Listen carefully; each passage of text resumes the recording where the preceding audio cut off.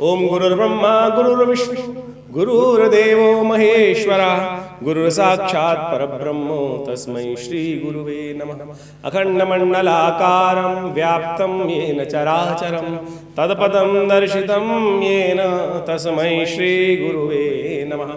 नमस्कार, स्वागत है आपका आचार्य वाणी में। मैं आचार्य डॉक्टर विक्रमादित्य आपके साथ हूँ और आज का विषय हमारा है धनु राशि वालों के लिए संवत 2081। संवत 2081 जो भारतीय नव संवत महाराज विक्रमादित्य के संवत के 2081वां वर्ष आरंभ हो रहा है, जिसका नाम कालयुक्त है, वो कैसा रहने वाला है।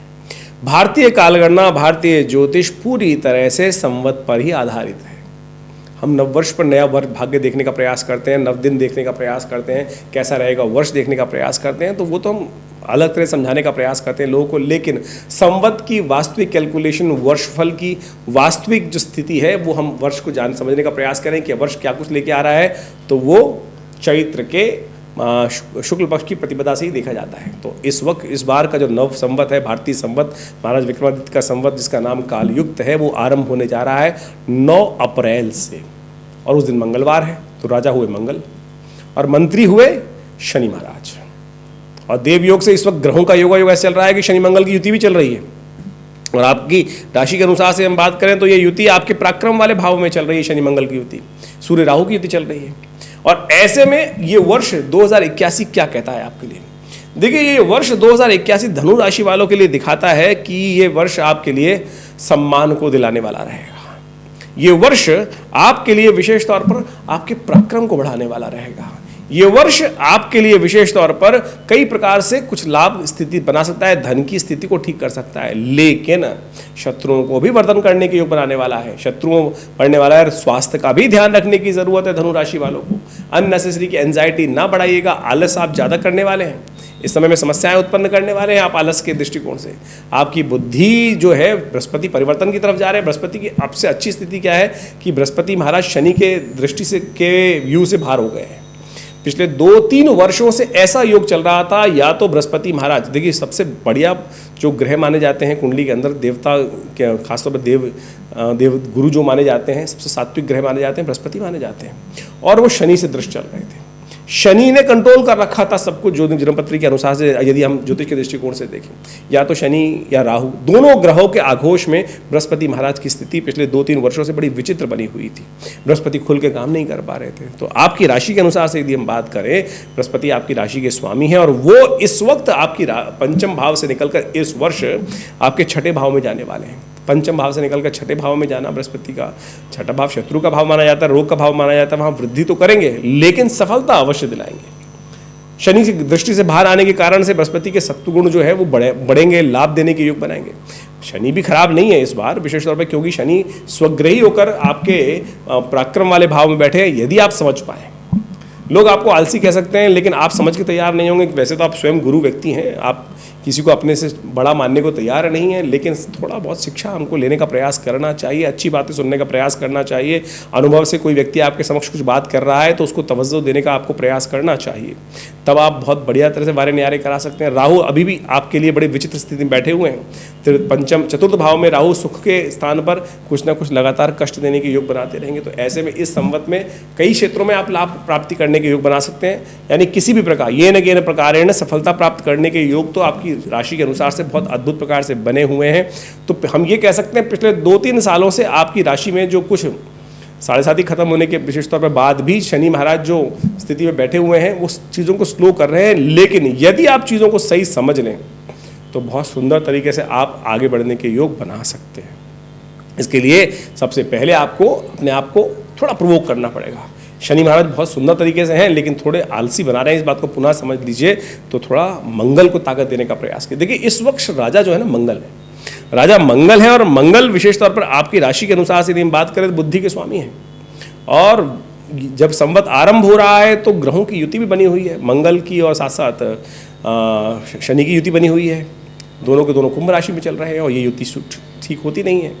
और साथ साथ इस वर्ष 9 अप्रैल को जब नव संवत आरंभ होगा, विक्रमादित्य संवत जिसको कहा जाता है काल जो विश्वयुक्त संवत जो है, ये आरंभ जब हो रहा है, उस दिन मंगलवार है। तो राजा हो गए मंगल और मंत्री हो गए शनि। दोनों अलग अलग प्रवृत्ति के ग्रह हैं।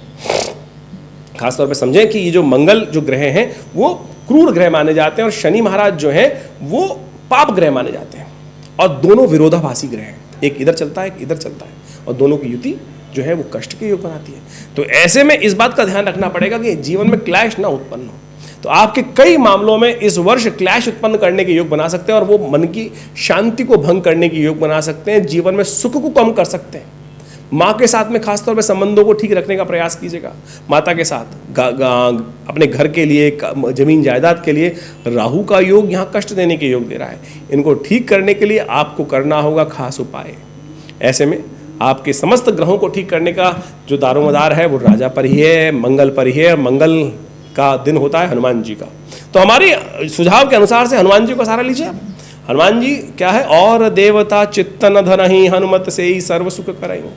और जब हनुमान चालीसा में अंतिम में कहा जाता है ना, कृपा करहु गुरुदेव की नाही, तो अगली लाइन में क्या बोलते हैं तुलसी बाबा, जो शतबार पाठ पढ़ जोई छूटई बंद महासुख होई। तो सूत्र वहीं बताया गया है। जो श्रद्धा के साथ हनुमान जी का स्तवन आप करने का प्रयास कीजिए, देखिएगा इस उपाय से आपके ग्रहों की युति जो चल रही है, जो अशुभ चल रही है, और ये युति आपके लिए नहीं पूरे विश्व के लिए भयावह है, पूरे विश्व के लिए भयावह है साहब।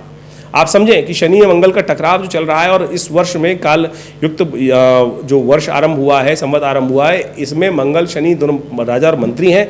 ये पूरे विश्व में अशांति का वातावरण बना सकते हैं।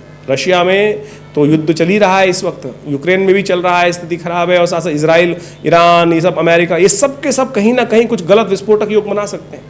ISIS जैसे लोग जो हैं इस वक्त पूरे विश्व को इस योग में बहुत नुकसान दे सकते हैं। लेकिन व्यावसायिक दृष्टिकोण से ये योग जो है अच्छा है, क्योंकि इस बार जो संवत है वो वैश्य के घर जाके बैठा है। धन व्यापार के लिए स्थिति अच्छी दिखाई देती है, और आपके लिए आपकी राशि के अनुसार से जो स्थिति बन रही है उसको आप समझ लें। तो आपको सबसे पहला जो काम करना है, शनि को ठीक करने का प्रयास करना है।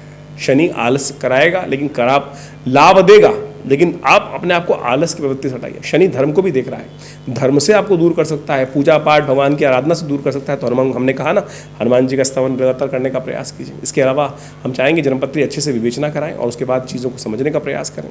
देखिए, शनि की दृष्टि जो पड़ रही थी बृहस्पति पर, वो हट गई। जैसा हमने कहा, शनि की दृष्टि बड़ी क्रूर होती है, बड़ी ऐसा स्थिति उत्पन्न करती है कि जो सब चीज़ों को बिगाड़ देती है। गणेश जी पर पड़ी थी, गणेश जी की दृष्टि, गणेश जी की सूंड चली, जो सिर था वो हट गया, और हाथी का सूंड लगाना पड़ा, हाथी का सिर उनके ऊपर लगाना पड़ा, केवल शनि के दोष के कारण से था। तो आप भी शनि की दृष्टि से, बृहस्पति महाराज शनि की दृष्टि से इस वक्त बाहर आ गए हैं, ये आपके लिए सबसे अच्छी बात है। और वो सफलता देने के, धन देने के योग बना रहे हैं, लेकिन खर्चा बढ़ाने के योग साथ साथ दे रहे हैं।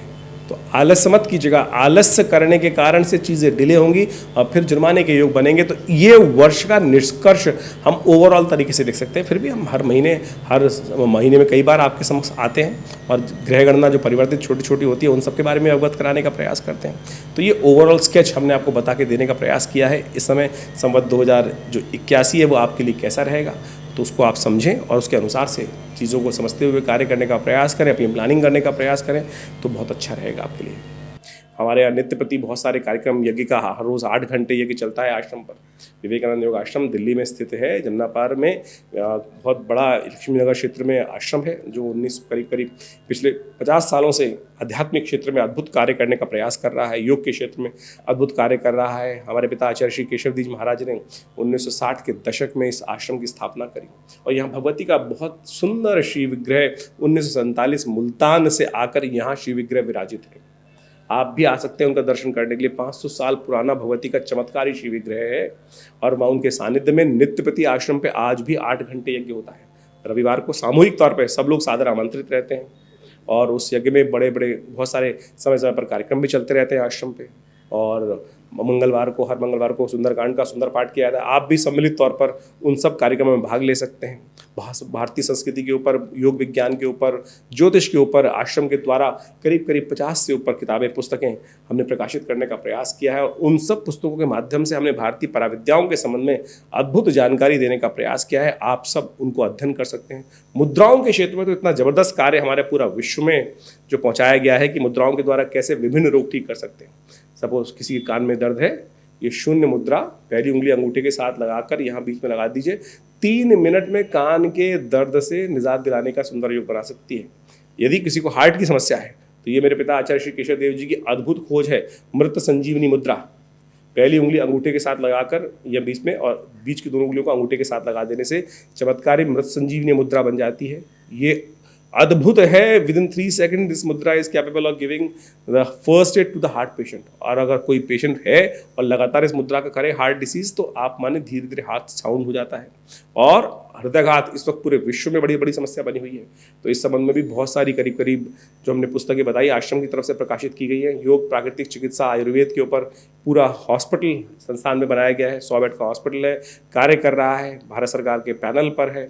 और बहुत सारी अद्भुत बीमारियों, बहुत विचित्र बीमारियों के लिए, लाइफस्टाइल डिसऑर्डर डिजीज के लिए, चाहे वो डायबिटीज़ है, चाहे वो शुगर है, उन सब के ऊपर भी हमारे आश्रम पे सुंदर तरीके से इस हॉस्पिटल के द्वारा कार्य किया जाता है। विवेकानंद नेचर क्योर हॉस्पिटल योग आश्रम के नाम से ये संस्थान रजिस्टर्ड है और आप सब उसमें सुविधा ले सकते हैं। गौशाला का, गौ सेवा का बहुत सुंदर कार्य किया जाता है। भंडारे इत्यादि का समय नित्य प्रति चलते ही रहते हैं भंडारे। तो आप सब भी हमारे इस आश्रम से जुड़े। और जन्मपत्री के संबंध में हमारा जो एक अद्भुत अध्ययन इस प्रकार से है कि आमतौर पर जन्मपत्री जो लोग देखते हैं उनका सिंपल एक बड़ा व्यवसाय हो गया है।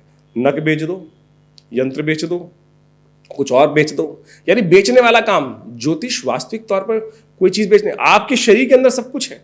जैसे आपका शनि खराब है तो जरूरत ही नहीं कुछ नग पहनने की, केवल ये मुद्रा का अभ्यास करके आप मुद्रा हाथों के द्वारा बिना किसी खर्च करे हुए आप उपायों को कर कर आप अपनी समस्याएं ठीक कर सकते हैं। जैसे किसी की शनि खराब चल रहे हैं तो यदि पहली उंगली, बीच वाली उंगली शनि की उंगली होती है, आमतौर पर जानते होंगे, इसी के द्वारा यदि घटा बढ़ाकर कौन से ग्रह का कौन सा उपचार करना है वो आप कर सकते हैं। हम समय समय पर हम कई बार बताते भी हैं ज्योतिष के अपने इन कार्यक्रमों के माध्यम से। तो हमारा संस्थान अद्भुत रूप से भारतीय पराविद्याओं के संबंध में अद्भुत कार्य कर रहा है। आशा करते हैं आप आश्रम से जुड़ेंगे। फ़ोन नंबर्स आपके सामने स्क्रीन पर है। जन्मपत्री का विश्लेषण सही से करने की आवश्यकता है। हम जो यहाँ पर आपको बताते हैं वो जनरल प्रेडिक्शन, राशि के अनुसार से, लग्न के अनुसार से बताने का प्रयास करते हैं, लेकिन आपकी जन्मपत्री क्या है, क्या योग लेकर आप पैदा हुए हैं। एक ही समय में बहुत लोग पैदा हो रहे हैं, लेकिन क्षण क्षण मात्र पे वो परिवर्तन होता है। और उन परिवर्तनों को अच्छे से अध्ययन करके यदि जन्मपत्री को समझने का प्रयास किया जाए तो बहुत कुछ अंदाजा लगा सकते हैं। तो आप जुड़े हमारे इस संस्थान से, विवेकानंद आश्रम से, आपको लाभ होगा, जीवन में परिवर्तन के योग बनेंगे। धन्यवाद।